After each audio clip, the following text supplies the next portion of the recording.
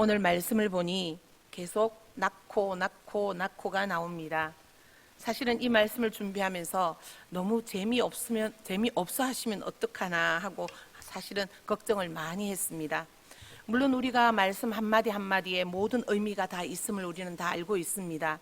오늘 말씀 속에서 한 절 한 절 볼 때 그 말씀 속에 있는 의미를 좀 다시 한번 생각해 봐 주시고요. 그리고 하나님이 주시는 뜻이 무엇인지를 또 다시 한번 생각하는 그런 시간이 되었으면 좋겠습니다. 한 절 한 절 아마 짚어가면서 보면은 조금 길 수도 있습니다만은 만약에 부족한 시간이 부족하면 그 다음번에 하실 목사님에게 반으로 뚝 잘라서 넘기도록 그렇게 하겠습니다.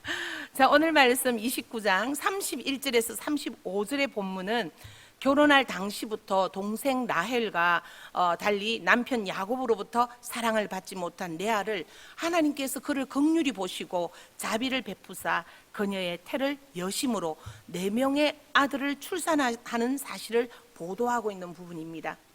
31절에 레아가 사랑받지 못함을이라는 말씀이 있어요. 한글 개역 성경에서는 단순히 사랑받지 못하는 것을 가리키고 있으나 원어 성경에서 보면은 적극적으로 미움 받은 것을 이라는 의미로 표현되어 있습니다. 이렇듯 레아는 야곱이 원치 않았던 아내였어요. 또 야곱이 장인 라반에게 속아서 결혼한 여자였기 때문에 항시 야곱의 미움을 받고 슬픔과 그리고 안타까움을 가슴에 품은 채 결혼 생활을 해야 했습니다. 이러한 레아를 오늘 31절 말씀에 하나님이 보시고라고 되어 있습니다. 여기서 원어의 뜻의 보시고의 원어의 뜻은 보다 그리고 쳐다보다라는 뜻으로 단순히 어떤 사물을 눈으로 바라보는 것을 가리키기도 하지만 다른 한편으로는 이해하다 또는 알다라는 의미를 가지고 있어서 상대방의 모든 상황과 그리고 그의 형편을 섬세하게 잘 알고 충분히 이해한다라는 뜻으로도 사용되어지는 용어가 보시고라고 되어 있습니다.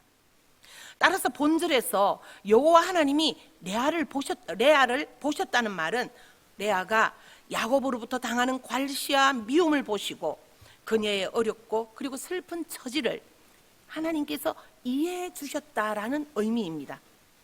레아가 이후에 6남 1녀의 많은 자녀를 얻고 점차 야곱으로부터 사랑을 받음으로써 자신의 인생 문제를 그가 해결을 받을 수 있었던 비결이 바로 이것에 있었습니다. 하나님은 만인에게 대해 절대 공평하십니다. 바로 이러한 이유로 하나님께서는 본문에서도 남편의 사랑을 받고 있는 라헬의 태는 열지 않으신 반면에 남편에게 미움을 받는 이러한 레아에게는 태를 여심으로 라헬을 낮추시고 레아를 높이시는 그들을 공평하게 대우하시는 모습을 볼 수 있습니다. 우리가 믿고 있는 하나님은 죄인들을 불러서 구원하시되 세상에서 부한 자나 지혜 있는 자나 문벌이 좋은 자나 또는 자기를 높이는 교만한 자들을 택하시 아니하시고 세상에서 가난하고 소외된 자와 그리고 약한 자와 자기를 낮추는 겸손한 자들을 택하심으로 당신의 공평하심을 만천하에 보이시는 분이 우리 하나님이십니다. 이처럼 하나님이 굽어 살피시는 자는 복이 있습니다. 그렇기에 성도는 세상에서 지위 높은 사람이나 어떤 능력 있는 사람으로부터 인정받고 그 사람의 눈에 띄기 위해 노력하기보다는 전능하신 하나님의 눈에 들기를 우리는 더욱 사모함이 마땅할 것입니다. 다음 말씀에 그의 태를 여셨으나 이 말의 원어는 그리고 그가 여셨다라고 직역되는데 이것은 열다라는 뜻 외에도 풀다 그리고 시작하다라는 의미도 있습니다. 이 단어가 지닌 3가지의 의미에서 우리는 재미있는 영적 진리를 발견할 수 있습니다. 즉 하나님께서 레아의 태를 여시는 순간 레아는 자신의 꼬이고 엉켜있던 인생 문제가 풀렸으며 나아가서 이 순간부터 레아는 새로운 인생을 시작하게 되었던 것입니다. 이처럼 하나님이 간섭하시면 해결되지 못하는 문제가 없습니다. 그러므로 문제가 있는 자는 세상적 수단으로 해결할 것이 아니라 문제의 근원적인 해결자 되시는 하나님께로 나아가야 할 것입니다. 라헬은 라헬은 자녀가 없었더라. 이는 뿌리를 뽑다, 힘줄을 끊다라는 뜻에서 유래하였습니다. 이 말은 뿌리 뽑힌 나무가 결실을 하지 못하며 힘줄 꺾인 짐승이 무가치하듯이 라헬이 결혼한 여자로서 아이를 갖지 못하여 공경에 빠져 있음을, 그렇게 되어 있음을 보여주는 내용입니다. 특히 본문은 레아의 태가 열려진 것 뒤에 기록되음으로써 라헬의 비참한 처지를 더욱 실감나게 대비적으로 보여주는 대목입니다. 자, 이러한 가운데 32절에 레아가 임신하여 아들을 낳고 그 이름을 루벤이라 하여, 이 루벤이라는 이름의 뜻은 보다, 아들이라는 뜻이 합성어된 이름으로 보라 아들이로다라는 뜻을 가지고 있습니다. 야곱에게 미움받은 자신의 억울함을 돌아보사 아들을 얻게 하신 하나님의 크신 은총에 감사하는 레아의 크나큰 기쁨이 듬뿍 담겨있는 이름이 바로 르우벤입니다. 이렇듯 라헬은 야곱으로부터 사랑을 받았지만 자녀를 잉태하지 못한 반면에 레아는 야곱에게 미움을 받았지만 대신 아들을 얻는 축복을 받았습니다. 참으로 하나님은 세상에서 무시당하는 자를 오히려 불쌍히 여기시고 그에게 큰 긍휼을 베풀어 주시는 분이십니다. 다음 말씀에 여호와께서 나의 괴로움을 돌아보셨으니라고 되어 있어요. 여기서 이 말씀은 돌아보셨다라는 말은 형편과 처지를 철저하게 이해한다는 의미를 가지고 있습니다.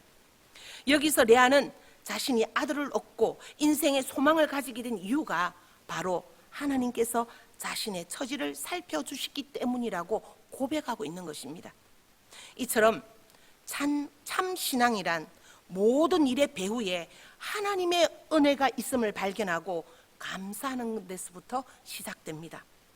33절 말씀을 보면 레아는 둘째 아들 시므온을 낳고 말하기를, 여기서 내가 사랑받지 못함을 들으셨으므로, 이것은 레아가 첫째 아들을 낳고 난 이후에 이제는 내 남편이 나를 사랑하리로다 라고 생각하였는데, 이러한 자신의 생각과는 달리 여전히 야곱의 사랑을 얻지 못하고 있다가 하나님의 은혜로 둘째 아들을 낳고 그로 인해 비로소 위로를 얻었음을 보여줍니다.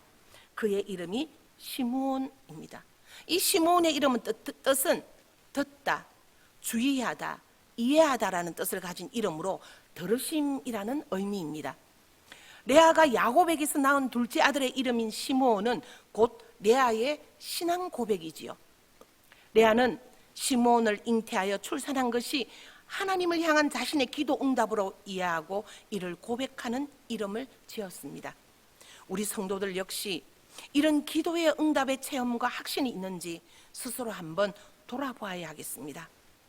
34절 말씀에 내 남편이 지금부터 나와 연합하리로다 하고, 여기서 연합이라는 말은 밀착하다, 결합하다라는 뜻으로 이질적인 것, 서로 다른 것이 굳게 결합하여 상호간에 하나가 되는 것을 가리킵니다.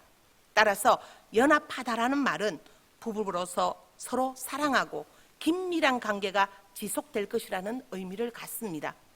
이렇듯 레아는 새 아들을 낳았으나 이후로는 야곱과 뗄래야 뗄 수 없는 밀접한 부부관계를 지속할 수 있을 것이라는 확신에서 아들의 이름을 레위라라고 지었습니다.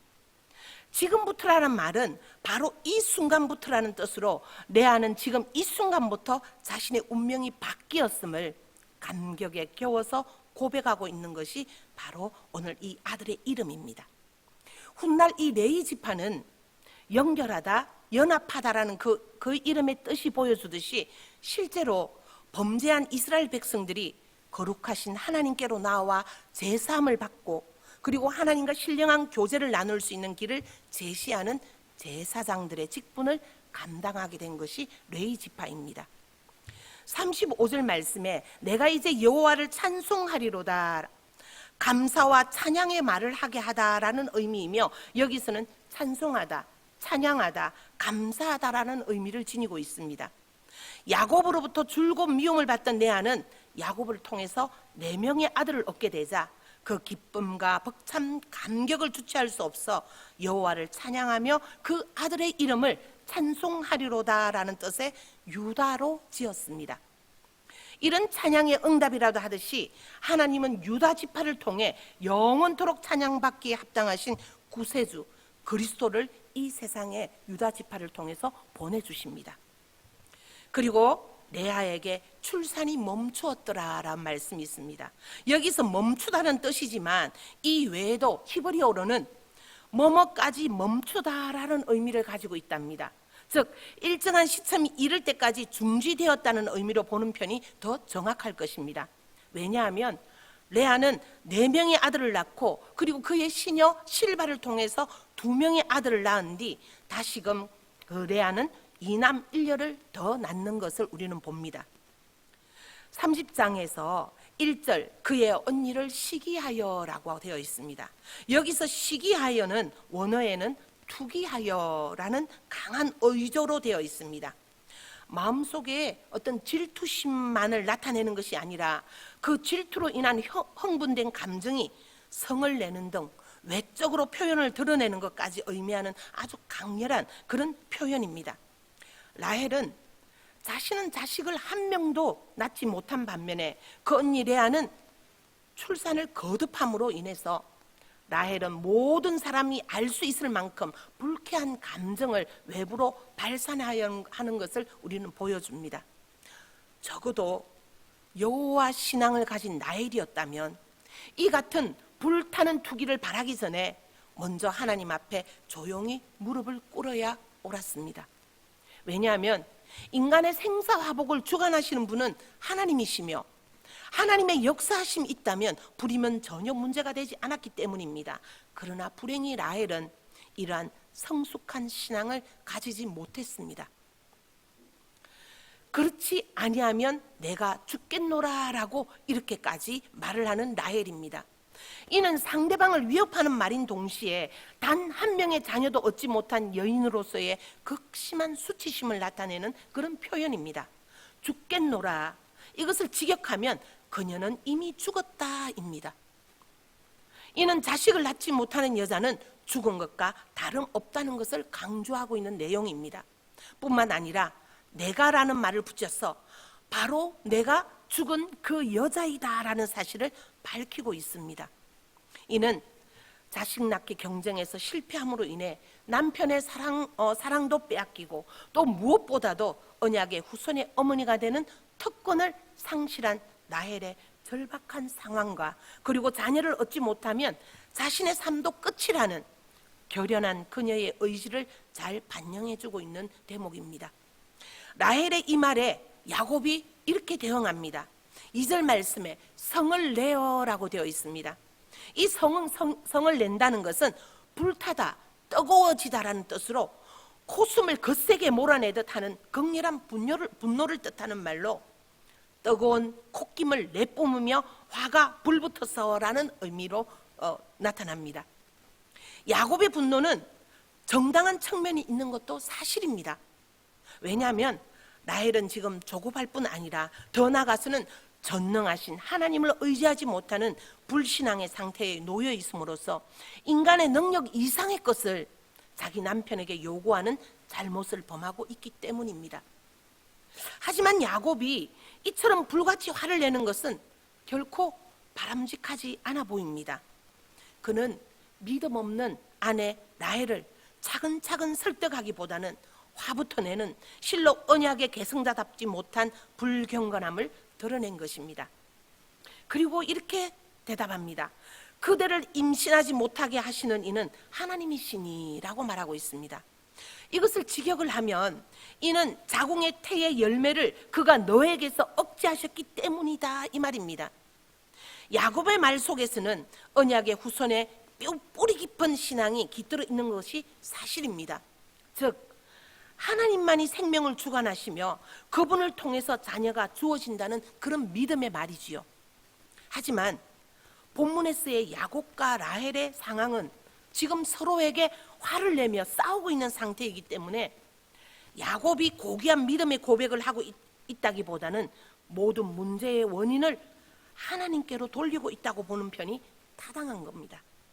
이는 다음 문장에서 더 확실히 나타납니다. 내가 하나님을 대신하겠느냐. 이 말을 히브리어로 직역하면 하나님 대신에 왜 나냐 이 말입니다.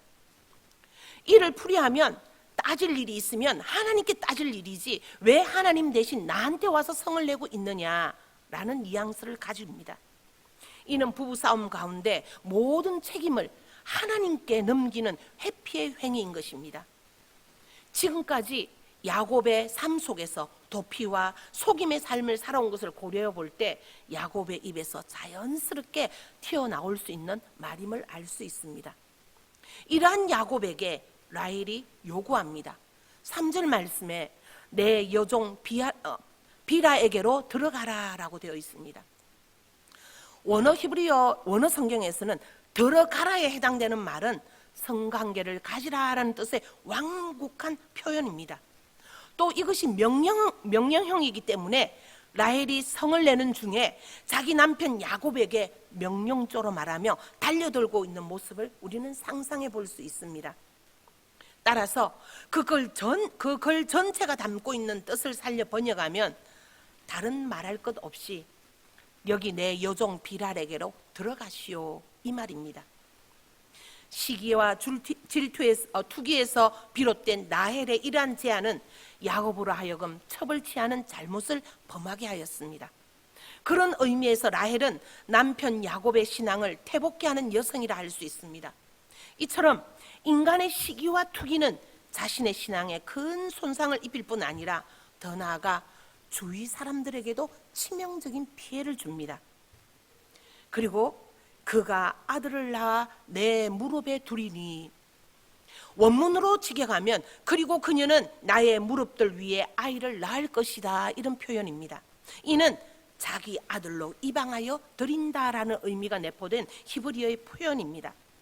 고대 건동 지방에서는 여주인이 아이를 갖지 못할 때 그 몸종이 대신 주인과 동침하여 자녀를 얻어 자기 여주인의 자녀로 삼게 하는 간섭이 있었습니다. 이때 여종의 의사는 전혀 고려되지 않았습니다. 당시 몸종은 독립적인 어떤 인격체로 인정받지 못했고 다만 여주인에게 속한 하나의 재산으로 인정될 뿐이었습니다. 라헬이 나도 그로 말미암아 자식을 얻겠노라 라고 말하고 있습니다. 자식을 얻겠노라의 이 말은 내가 세워지다 이며 여기서는 나의 체면이 회복되어지다 라는 뜻을 암시합니다. 라헬은 인간의 힘을 빌어서 명예를 회복하려고 애쓰고 있음을 볼 수 있습니다.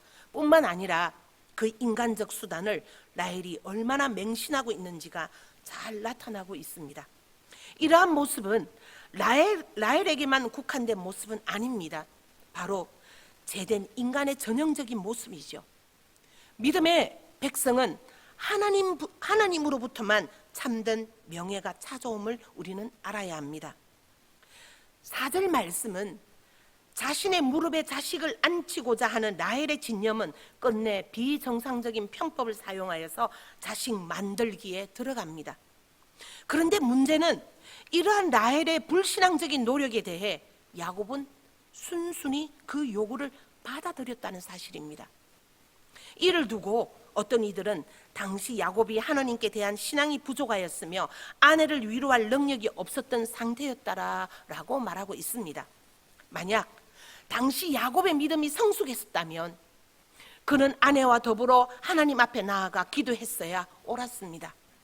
적어도 야곱은 아내의 불임 때문에 하나님 앞에 간절히 기도했던 부친 이삭의 모범을 생각해 보아야 했으며 그와 동시에 조부 아브라함과 조모 사라가 첩 하갈로 인해서 겪어야 했던 뼈아픈 경험들을 돌이켜 보아야 했습니다. 5절 말씀에 비라가 임신하여 아들을 낳은지라. 조급한 라헬과 라헬의 그릇된 처사에 동조한 야곱이었지만 그럼에도 하나님께서 그들의 간절한 소망을 너그러이 채워주셨음을 보여주는 장면입니다. 하나님은 당신의 인자하심으로 인간의 허물과 약점을 정복하시고 당신의 은혜로 무가치한 것을 채우시는 분이 우리 하나님이십니다. 6절은 하나님이 내 억울함을 푸시려고 하는 말씀이 있습니다. 여기서 억울함은 원뜻은 무엇이냐면 판단하다, 진실성을 입증하다라는 뜻입니다. 본절에서 라헬이 고백하고 있는 것은 하나님께서 자기 상황을 판단해 보시고 자기의 진실함을 많은 사람 앞에 드러내 보이셨다는 사실입니다. 말하자면 수치받지 않아야 할 자가 수치받고 있다는 것을 발견하고 하나님께서 즉시 행동하셔서 자기의 참된 모습을 대신 사람들 앞에 입증해 주셨다라는 뜻입니다. 라헬의 이 고백이 어떻게 보기에는 이는 굉장한 신앙 고백인 것 같지만 그 내면을 자세히 들여다보면 사람들에게 인정받기 위하여 하나님의 이름과 역사를 마구잡이로 끌어들이고 있는 것을 우리는 알게 됩니다. 그 당시 사람들에게는 자식은 여호와의 주신 상급이다라는 생각이 뿌리 박혀 있었던 시대입니다. 그럼에도 불구하고 본문의 고백으로 보건대 라헬은 잉태치 못하는 자기 현실을 조금도 스스로 용납하지 못하는 어떤 비신앙적인 모습을 가졌으며 이는 하나님의 섭리를 인정치 않는 자세와도 같은 것이었습니다. 모든 일이 잘 풀릴 때에만 하나님의 역사를 인정한다면 그런 사람은 고난 속에서 자기 백성을 연단하시는 하나님은 결코 깨닫지도 그리고 또한 배우지도 못할 것입니다. 내 호소를 들으사 내게 아들을 주셨다. 이 말은 역시 그분은 나의 소리를 들으셨다.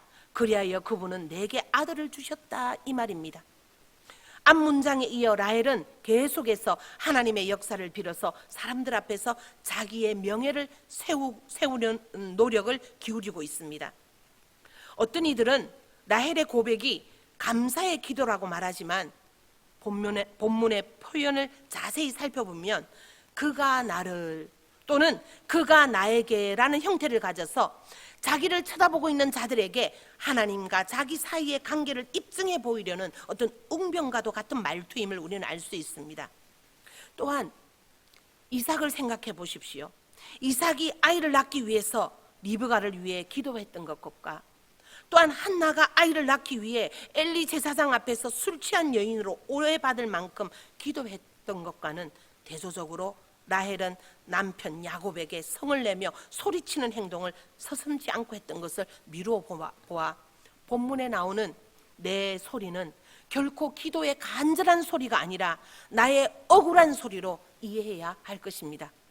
그러나 무엇보다도 중요한 것은 그러한 상황임에도 불구하고 라헬에게 아들을 주신 하나님의 넘치는 긍휼함입니다. 그 백성 이스라엘을 사랑하신 하나님께서 야곱의 가정에 불화를 잠재우시고 그리고 새로운 출발을 다짐할 수 있는 기회를 주셔서 결과적으로 여호와 신앙을 회복하게 만드는 은혜를 베푸신 것입니다. 하나님의 백성이 해야 할 일이 있다면 그분이 보이시는 사랑의 넓이와 깊이와 높이가 어떠함을 우리는 깨달아가는 일입니다. 그리고 그 아들을 놓고 그 아들의 이름을 단이라 하였습니다. 이 단의 뜻은 정당성을 입증하다, 판단하다라는 뜻이며 라헬이 아들을 얻고 난 후에 말할 만한 내용을 요약한 이름입니다. 즉 주께서 자기의 진실함을 입증하셨다는 고백을 아들의 이름에 반영한 것입니다. 이는 아들의 이름이 불려질 때마다 사람들로 하여금 자기의 수치가 벗어졌다는 것을 기억케 하려는 그런 목적을 담고 있는 이름이지요. 비라가 7절 말씀에 다시 임신하여 둘째 아들을 낳으매라고 되어 있습니다. 이 말은 그러자 그녀는 다시 잉태하였다, 그러자 그녀는 낳았다입니다. 이처럼 비라가 야곱의 아들을 낳는다는 표현에 계속법이 사용된 것은 출산이 매우 왕성하게 이루어졌을 뿐만 아니라 여종을 통해 아들을 얻고자 하는 라헬의 욕망이 끊이지 않고 지속되고 있음을 암시하는 대목입니다. 8절 말씀에 내가 언니와 크게 경쟁하여라는 이 말이 있습니다. 이 말을 원문 그대로 번역하면 이렇습니다. 내가 내 언니와 함께 하나님의 경쟁을 경쟁하여, 이렇게 번역이 됩니다. 여기서 경쟁하다라는 번역의 말은 격투하다, 뒤틀리다라는 뜻을 가지고 있습니다. 이는 당시 라헬이 가졌던 질투의 맹렬함이 어느 정도였는지, 그리고 언니와의 감정이 어느 정도였는지를 잘 보여주는 단어입니다. 또한 하나님의 경쟁은 하나님과 더불어 경쟁했다는 의미가 아니라 여기서는 단지 최고의 존재이신 하나님의 이름을 사용하여 자신의 뒤틀어진 감정의 정도가 최고에 달했음을 나타내는 히브리어식 표현 방법이다라고 볼 수 있습니다.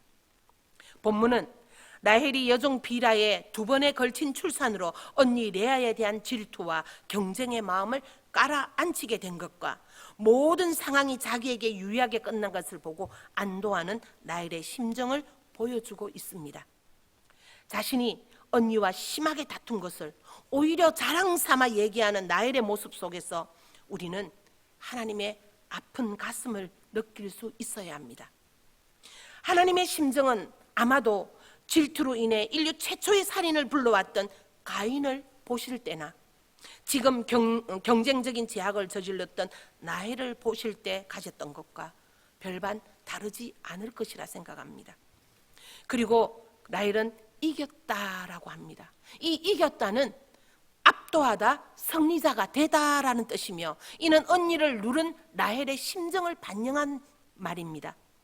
그러나 라헬에게 이미 4명의 아들이 있었기 때문에 아들의 숫자를 두고서 승리를 외치는 소리라기보다는 감정 싸움에서 상대를 짓누르고 느끼는 희열감을 의미하는 것입니다.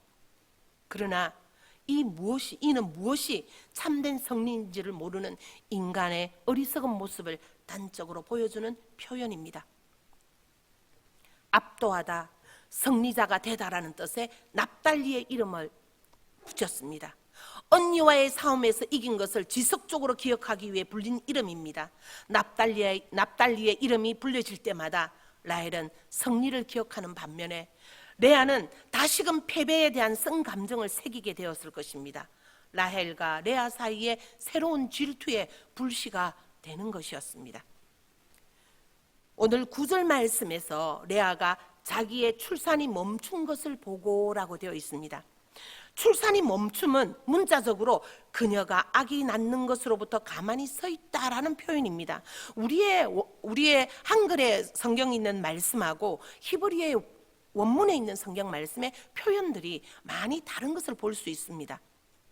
따라서 본문은 레아가 하나님께서 그녀의 태를 닫으셨음을 알았다는 의미라기보다는 라헬이 요정을 끌어들여서 열심히 아이를 낳게 하는 것을 지켜본 레아가 갑자기 그도 또한 아무 조치도 취하지 않고 바보스럽게 서 있는 자신의 모습을 보게 되었다라는 의미입니다.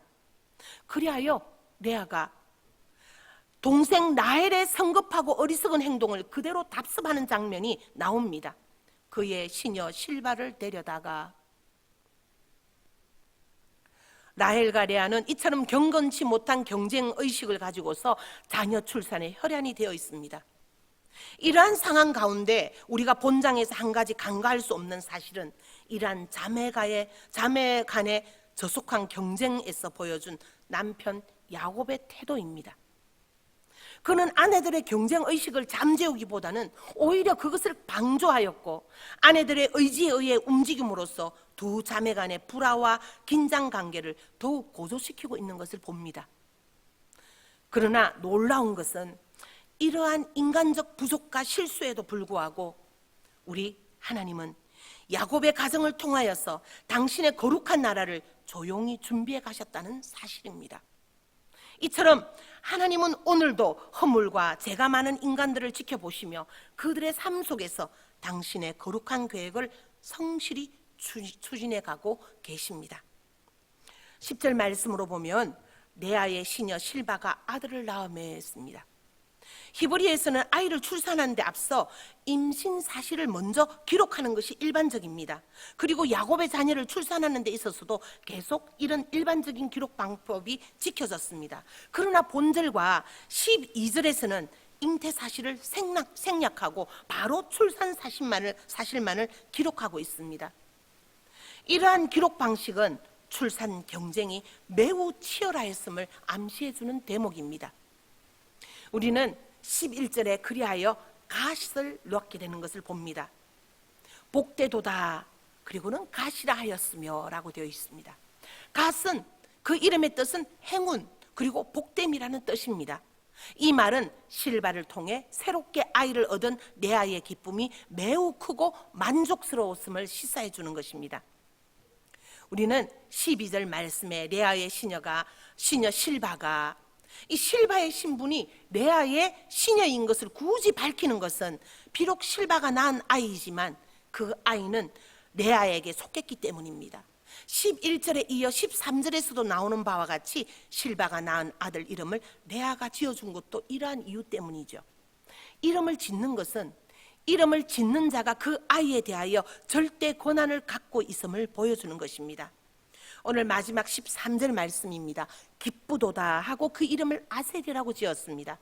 이 아셀은 기쁨, 행복, 흡족함이라는 뜻으로 앞서 갓이라는 이름의 뜻이 시사하는 바와 같이 거의 흡사하다고 하겠습니다.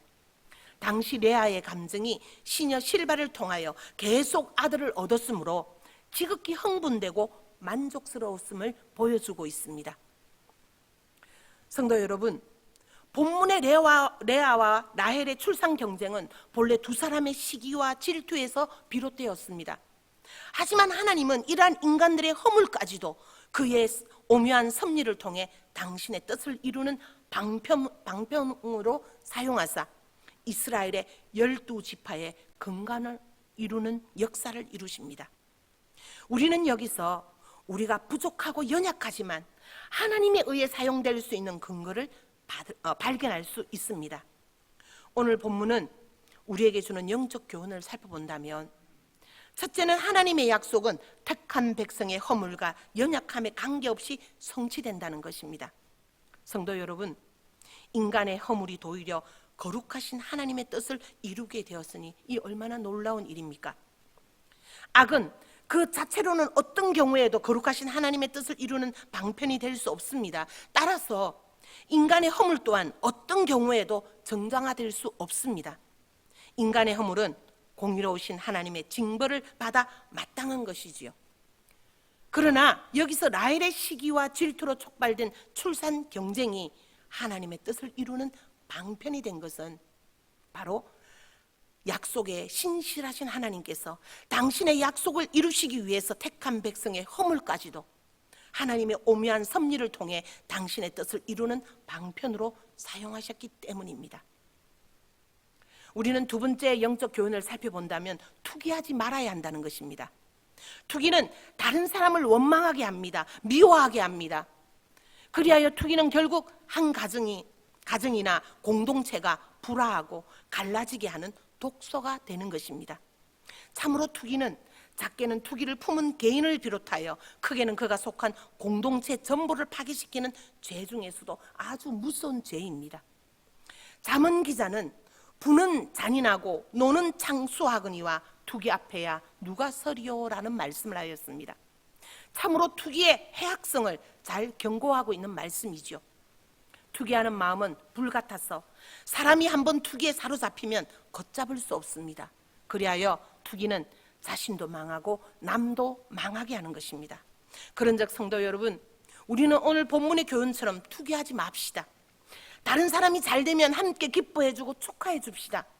그러할 때 하나님께서는 그 마음을 보시고 여러분의 편을 들어주실 것입니다.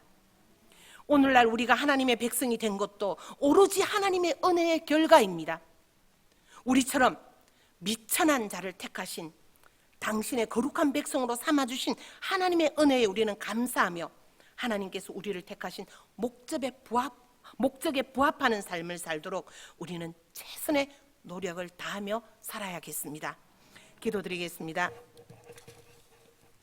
하나님, 우리 인생의 주인이신 하나님, 오늘 본문에서 교훈하여 주신 말씀을 통해 우리 자신이 하나님 앞에서 철저하게 무능한 존재임을 알 수 있어야 함을 깨닫습니다. 하나님이 우리 인생에 허락하지 않은 일은 결코 할 수 없다는 겸손한 마음의 자세를 가질 수 있도록 인도하여 주옵소서. 인간이 하나님을 대신하려 할 때 교만하게 되고 결국 타락하게 됨을 봅니다. 오늘 이 시대는 인간이 하나님을 대신하려는 교만함으로 가득 차 있습니다. 하나님, 우리 믿음의 성도들은 자신이 하나님을 대신하겠다는 교만한 생각을 버리게 하시고 매 순간 하나님의 주권을 인정하고 하나님 앞에서 겸손하며 하나님의 말씀에 순종하는 자들로 살아가게 하여 주옵소서. 예수님의 이름으로 기도드립니다. 아멘.